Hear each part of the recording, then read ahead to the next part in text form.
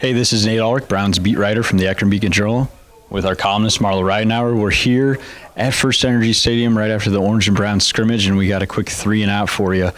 Marla, Kareem Hunt, he was back at practice, missed the first 8 practices, sat out with a groin injury. He didn't do much today, but he was out there in uniform, did a little bit of the warm-ups and stuff like that. What's your takeaway from Kareem Hunt being back and what was said after practice about him? Baker Mayfield thought it was a pretty big deal. Freddie Kitchens kind of downplayed it a little bit more, but Baker said he thought it was really good for Kareem to be back in a stadium after not playing for a while, and he thought it was good for him mentally and that. And Kitchens did not rule out the fact that Hunt might play Thursday in the preseason opener. So I think even though he only did individual stuff mostly, I think that was a positive thing that looks like we're going to see more of him soon. Yeah, and they got to get him ready because this is a new team and a new offense for him, and he can't play in the first 8 regular season games, so he's got to get the work in now, training camp and preseason. So I'm sure that he's going to be a guy that we're writing a lot about as they increase that workload here. I'm going to talk about Myles Garrett for a second down. He has looked great. He's been in the backfield a ton. Obviously, he's a freak athlete. Everybody knows that. But guess what? He looks even quicker. And today he revealed that he's playing at about 262 pounds. That's down about 10 pounds from last season. He wanted to be quicker. He wanted to be more agile. And the Browns were on board and supportive of him. He thinks he can still set the edge and stop the run effectively at this weight.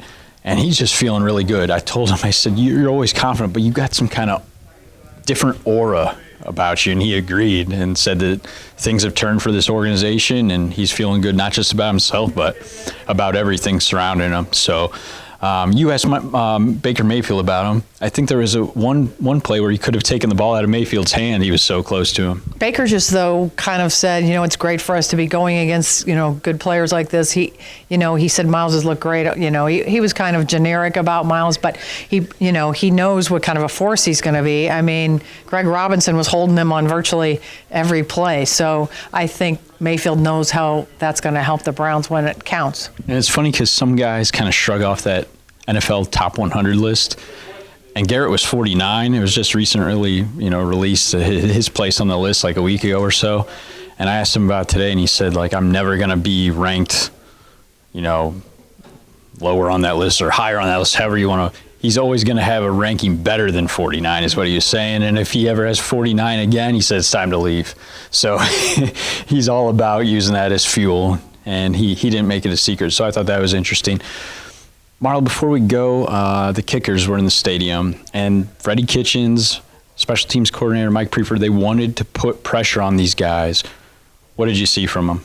Well, Greg Joseph was 7 for 7, Seibert 4 for 6. But I even felt the other day when we talked to the special teams coach Prefer that it was kind of Joseph had the leg up just because of what he said about how Joseph has made adjustments on his approach to the ball and how he was all over the map last year. So it seemed to bear out, but and Seibert's misses, one was to the left and one was to the right, so it was like he was kind of all over the map there on the misses. So I would say, but Freddie, when we were asked Freddie about it, he says way too early to make a pronouncement on that.